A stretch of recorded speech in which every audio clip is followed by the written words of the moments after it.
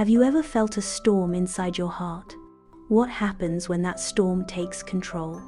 Jake was a kind boy, but lately, something had changed. He got angry at little things. If someone bumped into him, he shouted.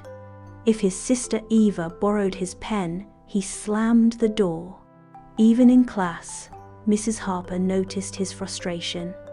One day, during art class, Mrs. Harper announced a painting competition. "Express your feelings on the canvas," she said. Jake scoffed. "Feelings? Who cares?" That night, it rained heavily.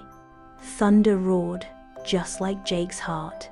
He sat by the window, watching the storm, when Eva walked in. "Jake, you used to be fun. Now, you scare me."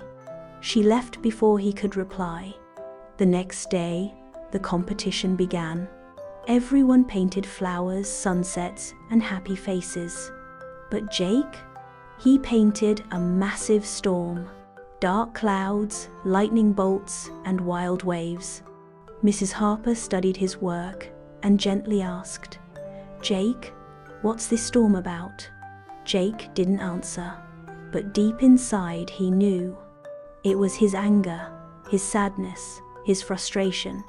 The next morning, Mrs. Harper stood in front of the class, holding Jake's painting. "This painting tells a story," she said. "It's not about the storm outside, but the storm inside." Jake looked around. His classmates were silent, watching him. Eva, sitting in the front row, had tears in her eyes. Mrs. Harper continued, "Emotions are like storms. They come and go. But if we don't control them, they can destroy everything around us." Jake felt something shift inside him. That evening, he sat with Eva and whispered, "I'm sorry."